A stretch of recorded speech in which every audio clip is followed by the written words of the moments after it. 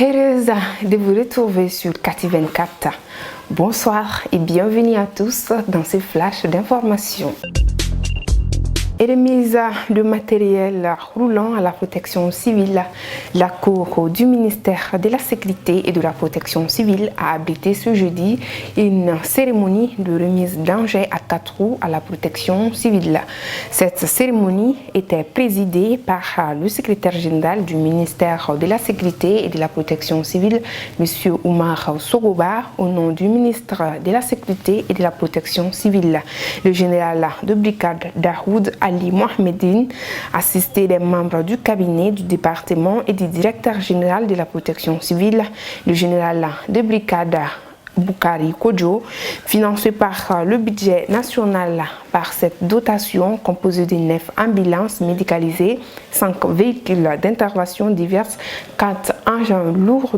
Le président de la transition, son Excellence le colonel Assimi Goïta, chef de l'État, chef suprême des armées, matérialisa une fois encore son souci permanent de donner à nos forces de défense et de sécurité les moyens pour mieux remplir les missions à elles assignées, en remettant symboliquement les clés au directeur général de la protection civile. Le secrétaire général du ministère de la Sécurité et de la Protection civile l'a exhorté à un usage judicieux de cette flotte et un dévouement plus accru à la tâche. C'est donc un effort louable qui, cumulé aux nombreuses mesures d'amélioration des conditions de travail et de vie, illustre la place qu'accorde le président de la transition et son gouvernement à la protection des citoyens et de leurs biens. Une attaque terroriste repoussée par les femmes à Markala.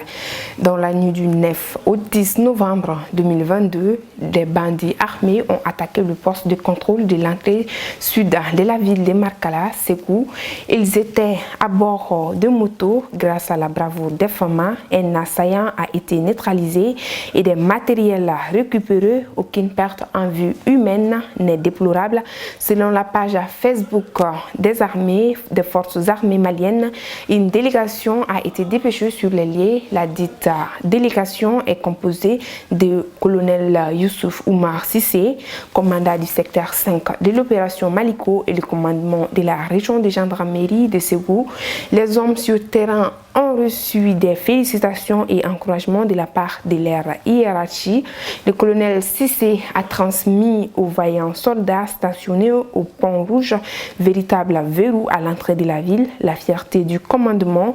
Il leur a demandé de rester constamment en veille afin d'éviter toute surprise.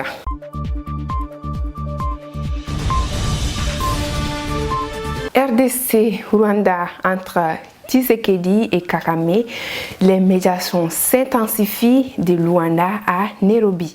Pendant que les combats entre les rebelles du M23 et l'armée congolaise se multiplient ces derniers jours, un balai diplomatique s'est engagé en coulisses afin de tenter de recouvrir les discussions entre les présidents congolais et rwandais. La reprise le 20 octobre des affrontements entre l'armée congolaise et les rebelles du M23 a provoqué un nouveau regain de tensions entre Félix Tshisekedi et Paul Kagame, déjà à couteau tiré depuis des mois, et des vives inquiétudes au sein de la communauté internationale. La RDC accuse le Rwanda de soutenir les rebelles du M23, ce que Kigali continue de nier, accusant en retour l'armée congolaise de collaborer avec les forces démocratiques de libération du Rwanda, FDLR.